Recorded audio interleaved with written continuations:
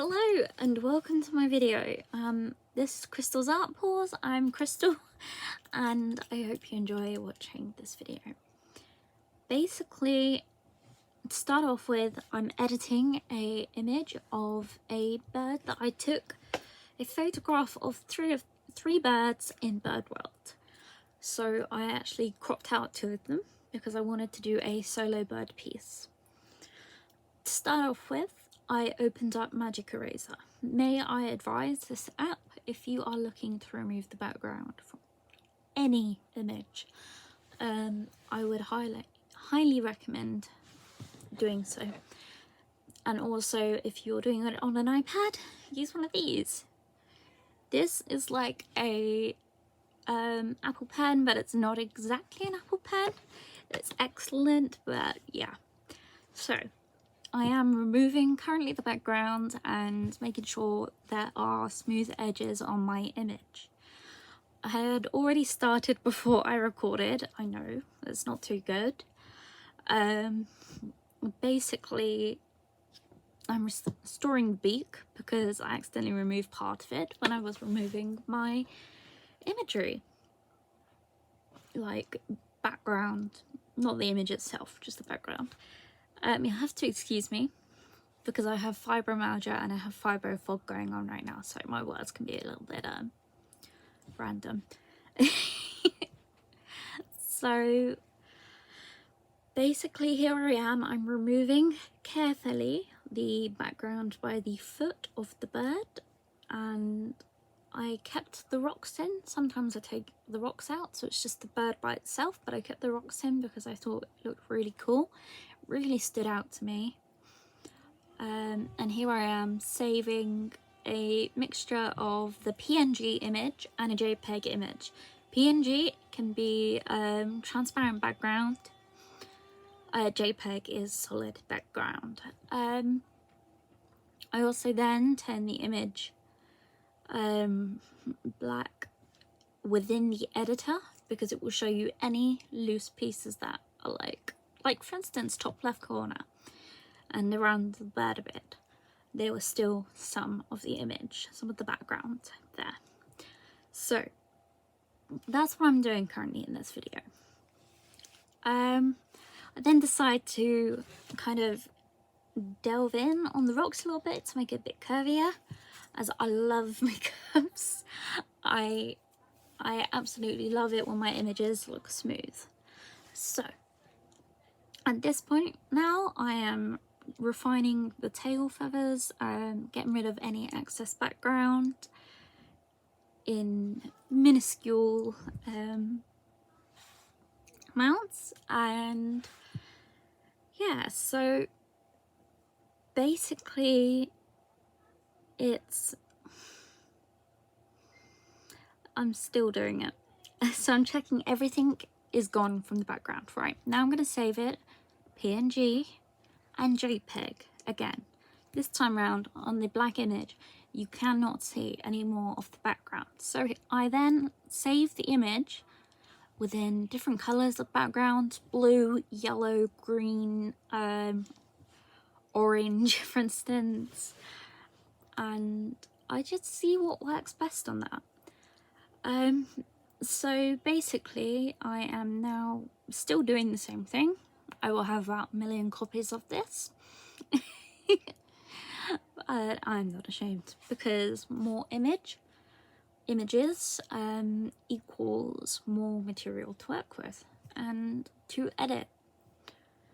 So I personally like the pastel colours, but it's mainly the light blue I'm going for at the moment because it really makes like the image pop, and also I forgot the word, complements the bird image itself with the rocks, and also fits in with my current design ideas and my current designs that I already have finished.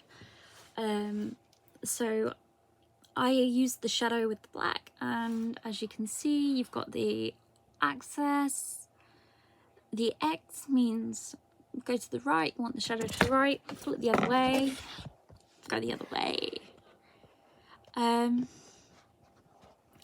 then you choose how strong it is. Now I've opened it up in Photoshop Express. Now I have the image I want. This is the image I absolutely love. This, I think, is my chosen image at the end.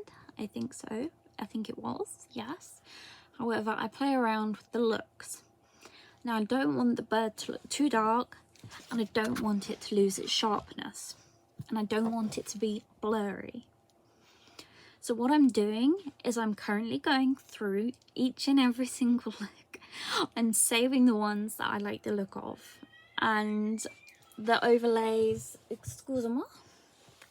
That was my my niece on the phone to my mama. Basically this is like the perfect one. And I do believe it's my end image as well. So I put my copyrighted stamp on there because I have actually copyrighted my logo now. It's mine, which I'm quite happy with. I hold the rights and deeds to it, so yeah, enough about that bit anyway. So I cropped the image down to make a smaller version. However, at the end I do go with the bigger version. This is my final chosen one. However, in this video I also go through overlays and yeah, go through overlays now, and I look at the borders like that. Some of them work, some of them didn't work, and just really wanted something striking, and I didn't want it to be too in your face kind of thing. So that would have looked nice, but I could easily print off the image and frame it if I wanted it framed. Or if I wanted to turn it into a sticker, for instance. Basically, I'm still going through the borders now. I decided I didn't like most of them. There were a couple that I like, and there are some that I really didn't like either. So I tried to make the palette white, but unfortunately Photoshop Express was not on my side with that one. So instead it made it just random dark colours, and also that background just doesn't work. Gold looks pretty cool but doesn't work. That one I like because it's funky, but it wasn't my final chosen image, but I did save it, and I saved it as well with copyright. Yeah.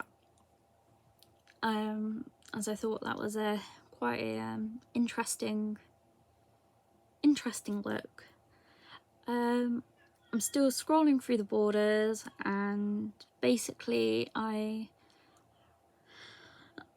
like the grunge or the paper rip ones the most, which is that one, but I then wanted it to be lighter, and I wanted it to really like pop kind of thing.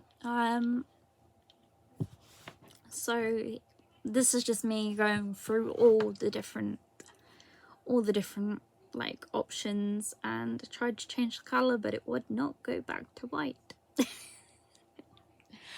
It went to pink and green and a moldy brown color, which was not very good.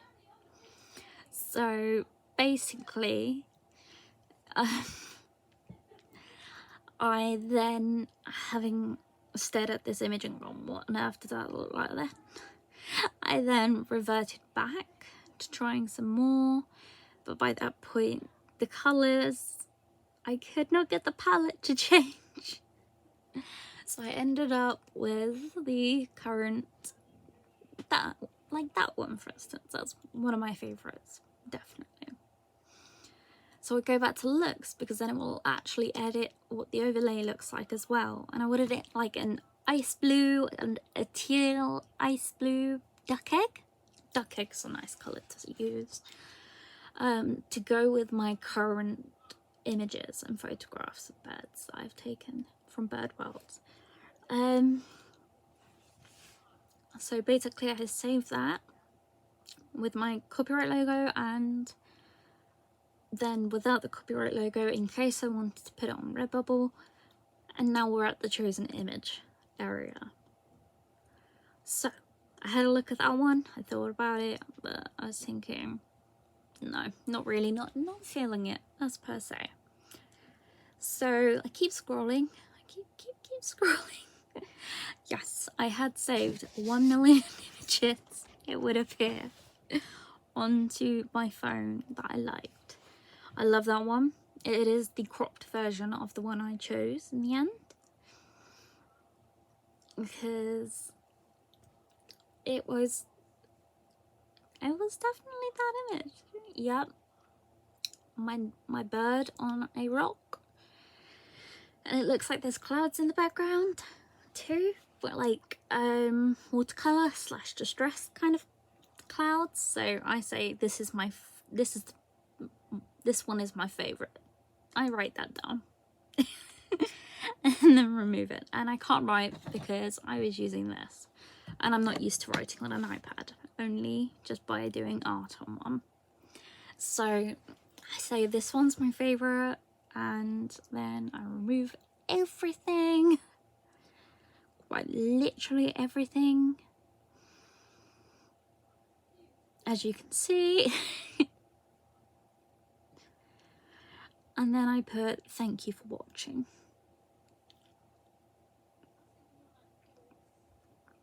Wow, tried to write thank you for watching.